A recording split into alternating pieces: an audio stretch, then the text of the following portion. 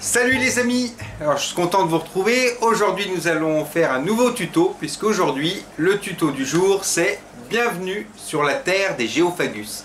Et pourquoi bienvenue sur la terre des Géophagus? Et bien parce que Géophagus c'est géo pour la terre, phagus pour manger. Vous l'aurez compris, c'est des géophages, c'est des poissons qui se nourrissent dans le sable. Alors nous allons parler des Géophagus taparos. Alors taparos en fait c'est des poissons qui sont originaires de l'Amérique du Sud, dans un fleuve de l'Amazonie, plus particulièrement dans la région de Rio Taparos.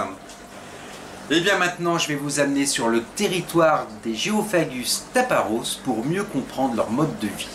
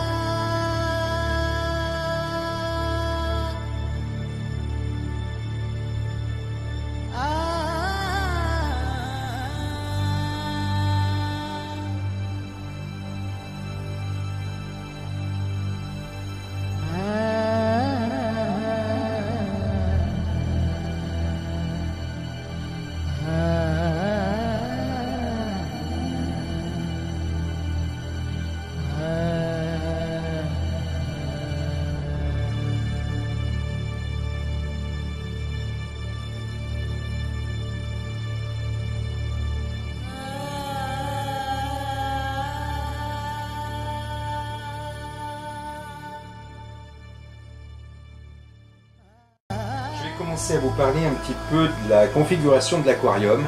Alors l'aquarium, il leur faut pour leur bien-être, il leur faut des cachettes.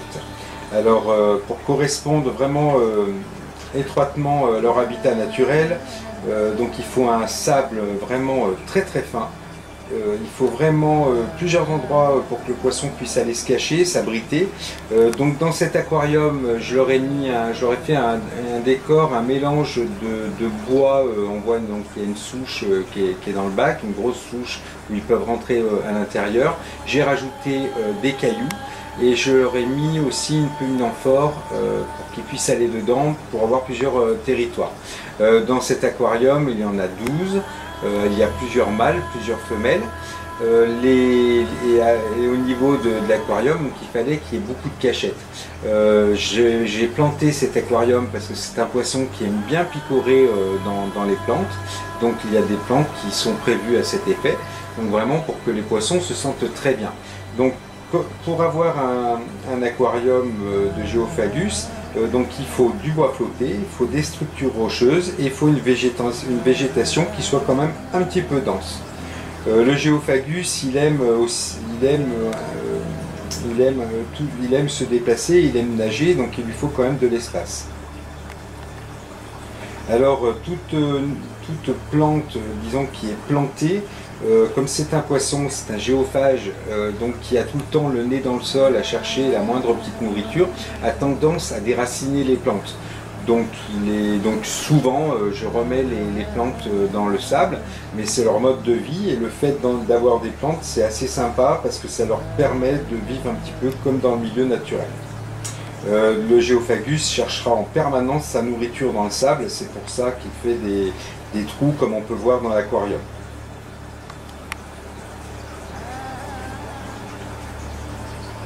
Alors il est important de faire un aquarium justement avec du sable très très fin, avec des rochers, des choses comme ça, pour le bien-être et surtout pour assurer son bonheur et sa santé.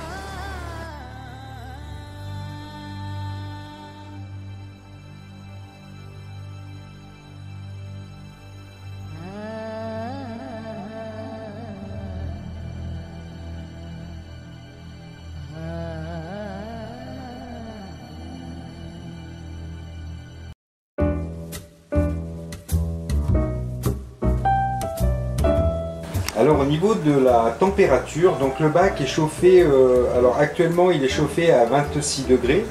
J'augmente légèrement la température pour inciter un petit peu les reproductions, donc je monte à 28 degrés. On va savoir que la température c'est un poisson par rapport à leurs origines, ils ont besoin d'eau chaude.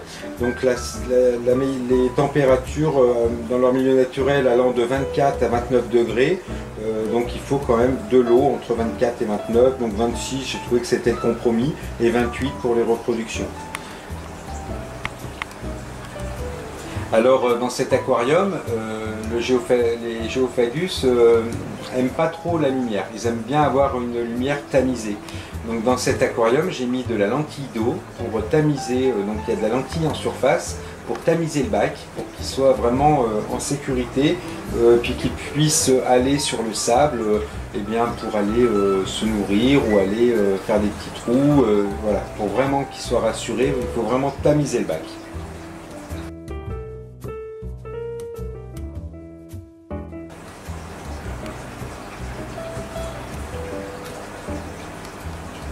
Alors au niveau des changements d'eau, il doit y avoir des changements d'eau vraiment fréquents. C'est un poisson qui n'aime pas les nitrates, alors bon, qui les supporte, donc il n'y a pas de souci si vous oubliez de faire des changements d'eau, mais plus vous ferez de changements d'eau, vous apercevrez que plus vos poissons seront colorés. Alors il est vraiment, c'est un poisson qui est vraiment sensible, hein, vraiment à la condition de l'eau. Hein. Donc si c'est un poisson, dès que l'eau ne lui convient pas, il commencera à perdre ses couleurs. C'est un petit peu l'alerte. Quand vous voyez votre Geophagus être moins coloré, c'est que l'eau ne lui convient pas. Alors les Geophagus au niveau du pH, alors les pH c'est compris entre 5,5 et 6,5. Ça c'est vraiment, ils aiment bien une eau légèrement acide. Après, bon, dans ce bac là le pH est à 7 et c'est vraiment pas un souci pour eux.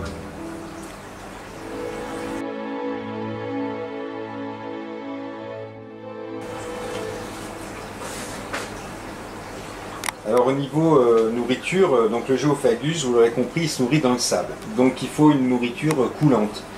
C'est un poisson, quand on commence un petit peu à lui donner à manger, quand on commence à donner à manger dans le bac, tout de suite il va monter en surface pour venir chercher la nourriture tout de suite, mais il reste pas en surface. Il va tout de suite aller après gratouiller un petit peu dans le sable ce qui est tombé, et il se nourrit vraiment en bas, au fond de l'aquarium. Il se nourrit rarement en surface, et c'est un poisson qui prend son temps pour manger. Il va observer la nourriture sur le sable, il va la mettre en bouche plusieurs fois, la recracher, la reprendre. Voilà, c'est un poisson qui va prendre son temps et qui va pas... c'est un poisson qui va pas être comme le scalaire, chose comme ça, qui va se jeter sur la nourriture. Alors au niveau nourriture, c'est un poisson qui mange de tout. Il est omnivore. C'est aussi bien un poisson qui il va aimer les artémias, il va aimer les vers, il va aimer le krill. On peut lui donner des flocons, on peut lui donner des granulés. C'est pas un poisson qui est difficile au niveau nourriture. Il faut de la nourriture avec beaucoup de protéines, parce que c'est un poisson qui plus vous donnez de protéines, plus il se reproduira.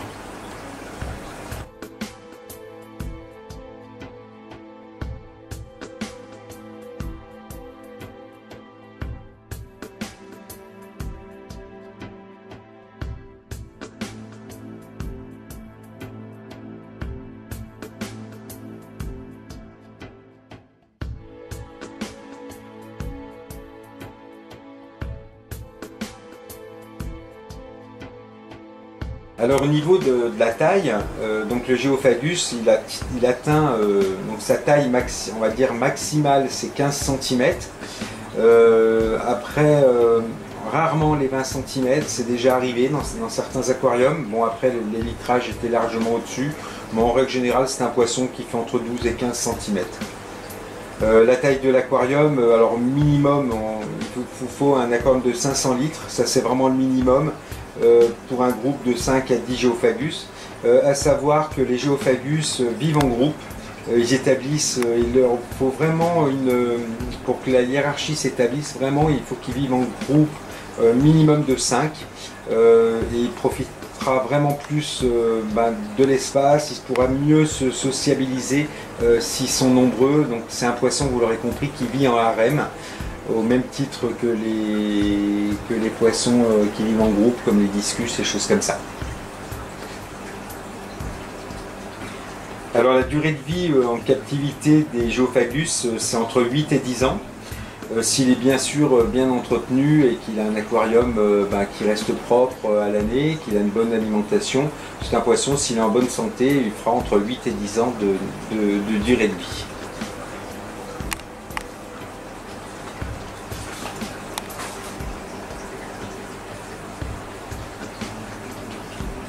Alors au niveau les mâles géophagus, donc c'est ceux qui ont vraiment la couleur vraiment rouge-orange. Alors ça dépend de leur place dans la hiérarchie. Généralement les mâles vraiment dominants ont vraiment un casque rouge sur la tête.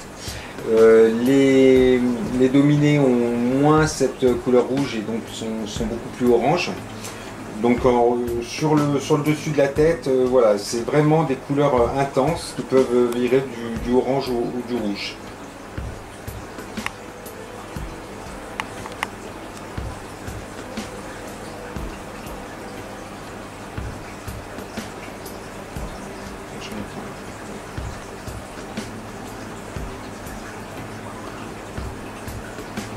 Alors généralement les mâles sont plus gros que les femelles.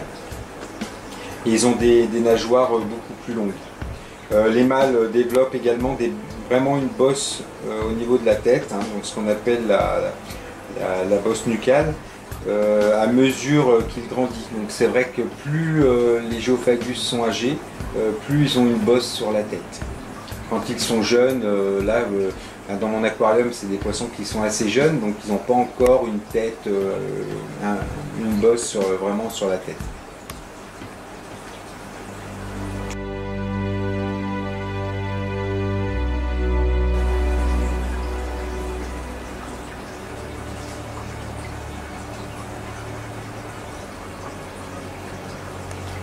Alors c'est une espèce qui est relativement paisible, donc il préfère donc vivre en groupe, hein, vous l'aurez compris.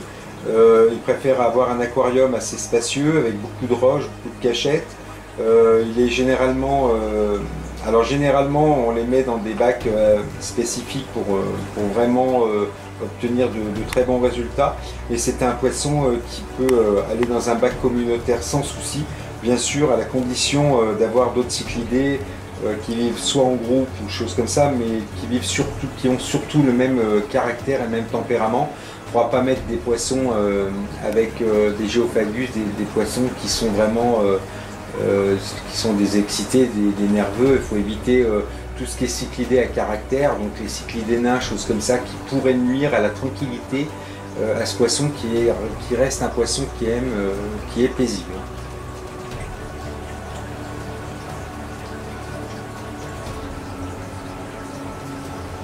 Alors les géophagus, pour parler un petit peu de leur, au niveau du côté paisible, c'est des poissons qui ne sont pas du tout agressifs. Même en période de reproduction, c'est des poissons ils vont être entre eux semi-agressifs, puisque en fait c'est par rapport à leur hiérarchie, à leur tempérament. Ils vont être semi-agressifs par rapport entre eux. Mais ce n'est pas ces poissons-là qui iront agresser d'autres poissons dans votre aquarium. C'est un poisson qui est vraiment paisible et c'est pas un géophagus taparos qui va agresser les autres poissons. Il a une hiérarchie qui est vraiment très sociable et c'est vraiment des agressions mineures entre eux. Les poissons, et c'est vraiment un poisson au tempérament et qui vit en harem, qui se... Alors donc le géophagus au niveau des maladies, c'est un poisson qui est sensible surtout à la qualité de l'eau. Et si votre eau de l'aquarium n'est pas d'une qualité extraordinaire, c'est là où vos poissons vont développer vraiment des problèmes de santé. Comme par exemple les trous dans la tête, les choses comme ça, ou les retards de croissance. Mais il leur faut vraiment une eau voilà, vraiment avec des changements d'eau réguliers. C'est un poisson qui a besoin d'une eau renouvelée en permanence pour vraiment être en bonne santé.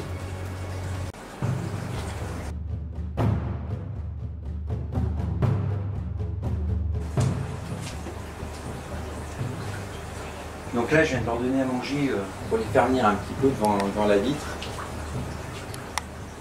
Alors l'élevage, je vais vous parler un petit peu de l'élevage, et surtout de la reproduction en fait. Alors l'élevage, en fait, c'est pas très difficile en fait. Tout le monde peut, même un débutant peut reproduire des Geophagus. Alors il faut surtout, alors quand on veut démarrer une reproduction, alors il faut monter la température à 28 degrés. Il faut leur apporter une alimentation très riche en protéines. Ça c'est vraiment ce qu'il va falloir pour vraiment mener à bien une reproduction. Alors on augmente la température à 28, on change un petit peu la nourriture, donc on passe sur une nourriture très protéinée. Donc il en existe plein dans le commerce, hein. Vous avez Pro Défense de chez Tropical. Après, une fois que vous pouvez acidifier le pH. Alors avec de la tourbe ou choses comme ça. Les reproductions de toute façon, avec un pH de 7, ils se reproduisent quand même. Mais si vous avez du mal à les faire reproduire, vous pouvez abaisser le pH, ça pourra que faire du bien. Alors les Geophagus pondent jusqu'à 300 œufs à la fois. Ils pondent alors généralement ils cherchent un endroit qui est assez plat. Ils pondent leurs œufs et en 24 heures après la ponte, donc la femelle, alors c'est souvent la femelle qui prend en bouche les petits après l'éclosion. Et alors le mâle, pendant que la femelle incube les petits, le mâle creuse des trous. Et puis après, la femelle vient déposer les alevins dans la journée dans le trou. Donc elle les cache, elle les reprend en bouche. Généralement, elle prend les petits en bouche la nuit.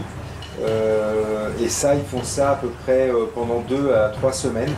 Et les alevins, au bout de 2 à 3 semaines, sont autorisés à nager librement. Les alevins sont nourris par les parents.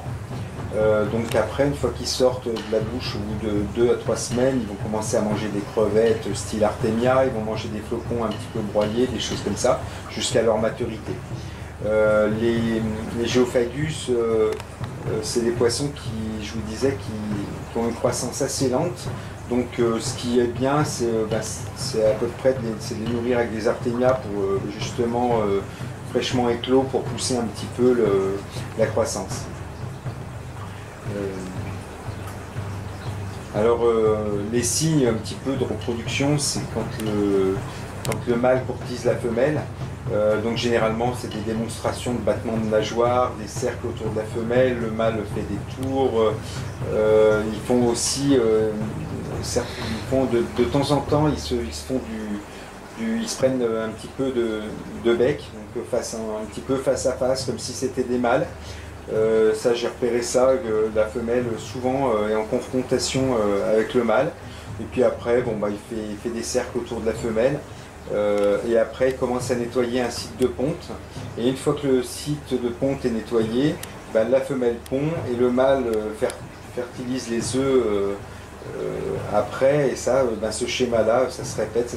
Et généralement, ça dure entre 48 et 72 heures. Les œufs éclosent au bout de 72 heures. Et après, les parents les prennent en bouche. Alors, souvent on me pose la question, est-ce que les Geophagus sont des incubateurs buccaux? Eh bien oui, c'est des incubateurs. La seule différence, c'est que l'éclosion se fait dans l'aquarium sur une surface plate et ils incubent qu'après. Par rapport à des incubateurs africains où là, l'éclosion se fait dans la bouche de la mère, là,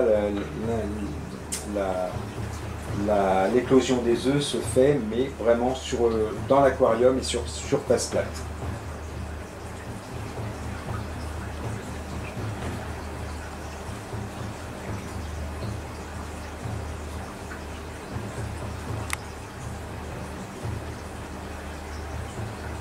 Alors généralement, bon, ils incubent pendant 10 jours. Et c'est au bout de 10 jours que vous allez commencer à voir se promener des alevins qui seront vers les parents. Et c'est à ce moment-là, en général, si vous voulez les élever en bac, il suffit juste de les siphonner, les récupérer en siphonnant avec un tuyau, puis après vous les mettez dans un bac de croissance. Ce qu'on appelle un bac de pousse.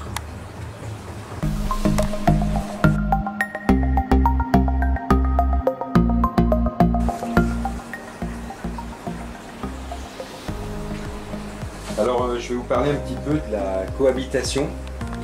Alors c'est un poisson qui s'entend très bien avec tous les tétras.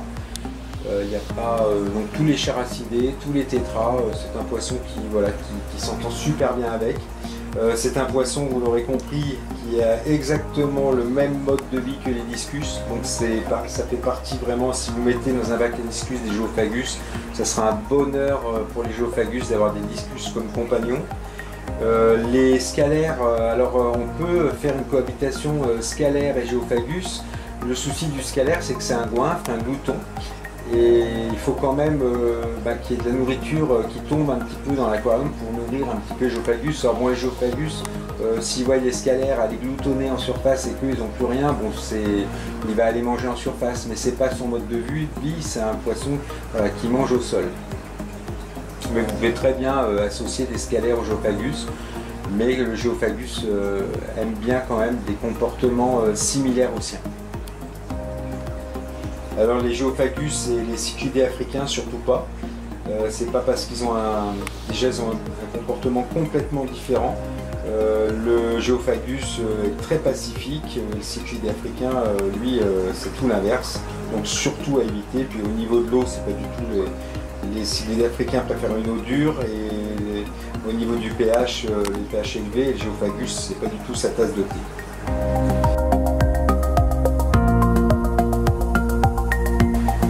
Alors souvent on me demande où puis-je trouver des géophagus à la vente. Donc c'est des poissons qui sont assez rares dans le commerce aquariophile, dans les animaleries. C'est des poissons qui sont souvent un petit peu, c'est rare d'en trouver.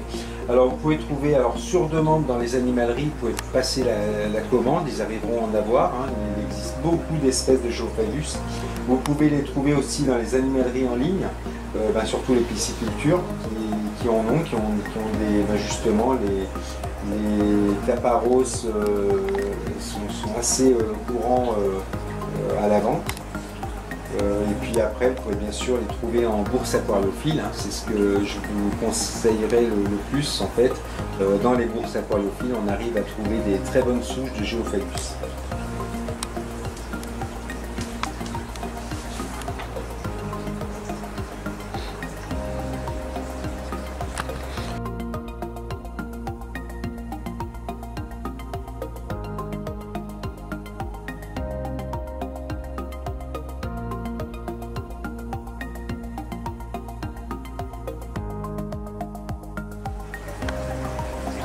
Alors mes petits, on approche. Alors vous l'aurez compris, ces poissons, j'ai flashé surtout sur leur mode alimentaire, qui est différent de certains poissons. J'ai flashé sur eux par rapport à la couleur, parce que c'est des poissons qui ont des reflets magnifiques, on ne se rend peut-être pas compte sur la vidéo. Ces poissons avec leurs lèvres bleues, leur tête rouge qui m'a plu tout de suite. Donc voilà, c'est un tuto que je voulais faire sur cet aquarium, leurs conditions de vie, un petit peu choses comme ça. J'espère que ce tuto vous aura plu, que ça vous aura incité à reproduire cette espèce et puis à la diffuser. Et puis je vous dis à bientôt pour un prochain tuto.